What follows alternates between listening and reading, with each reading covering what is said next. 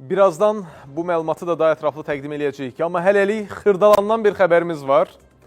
18 mərtəbəli bir binada yaşadığınızı düşünün və 5 ildir ki, binada lift yoxdur. Və təsəvvür eləyin ki, indi 18 mərtəbəni qalxıb düşmək lazımdır da. Bunun üçün tikinti kranından istifadə edir cəmaət. Təsəvvür eləyirsinizmi? Məsələn, çəkdik göstərəcək, baxın. Ev alıb evsiz qaldılar. Sakinlər aldıqları evdə rahat yaşaya bilmirlər. Xırdalan şəhəri Avpark yaşayış kompleksi bina 28-in 5-ci blokundayıq. Sakinlərin şikayəti isə liftlərin olmamasıdır.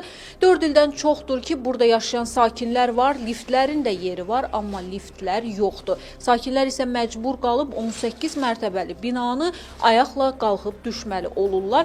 Əgər yük qaldırmaq lazım olarsa, o zaman bu yük qaldıran vasitədən istifadə etməli olurlar.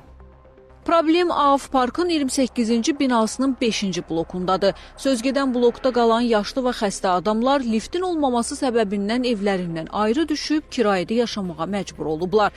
Çünki 18 mərtəbəli binanı qalxıb düşə bilmirlər. Evləri alan zaman sakinlərə deyiblər ki, liftlər tez bir zamanda qoyulacaq. Amma o tez bir zaman hələ ki gəlmək bilmir. Qaldığımız binada, bax bu binanın qonşu otaqda qazilərimiz var, ürəkdən xəstə olan var. Mənim öz yoldaşım 2-ci qrup əlildir.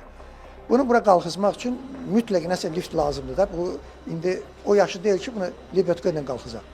Elə deyir, nəyiz var, qoyun Libotkaya qalxızsın. Libotkanın pulunu 650 manat Libotkaya pul alıblar.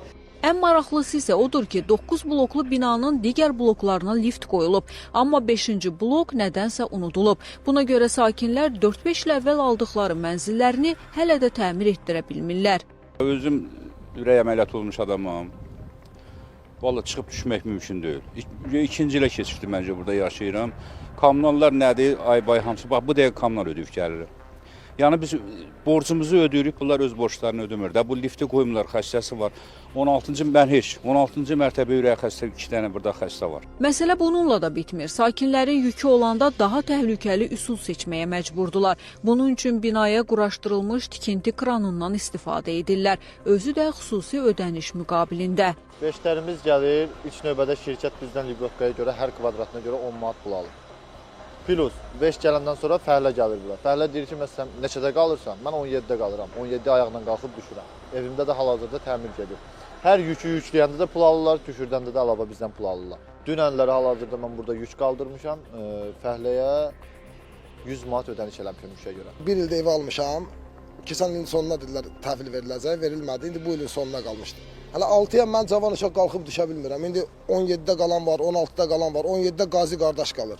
Vallahi çətinlik. And içidir, 1 saat 20 dəqiqə qalxıram.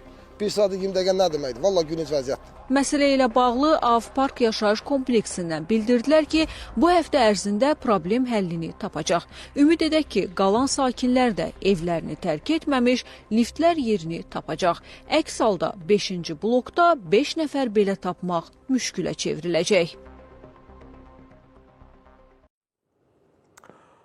Problemin həlli üçün ARB xəbəri gözlədiklərinə görə təşəkkürümüzü bildiririk. Bir də diqqətimi həmin o binanın həyətində, blokun qarşısında olan zibillər çəkdi və sakinlər də müsahibədə deyirdilər ki, kommunal ödənişləri ödəyirik vaxtında.